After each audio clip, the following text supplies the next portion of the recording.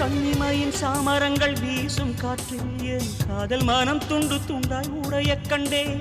துண்டு துண்டாய் உடைந்த மன தூகளை எல்லாம் அடி தூயவளே உனக்குள் தொலைத்து விட்டேன். செவ்வாயில் ஜீவராசி உண்டா என்று அடி தினந்தோறும் விஞ்ஞானம் தேடல் கொள்ளும். உன் செவ்வாயில் உள்ளதடி எனது ஜீவன், அது தெரியாமல் விஞ்ஞானம் எதனை வெல்லும்.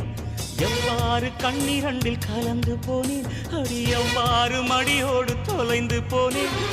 இவ்வாறு தனிமையில் பேசிக்கொண்டே என் இரவினை கவிதையாய் மொழிபெயர்த்தேன். மேகங்கள் என்னை தொட்டு போனதுண்டு, சில மின்னல்கள் என்னை உரசி போனதுண்டு.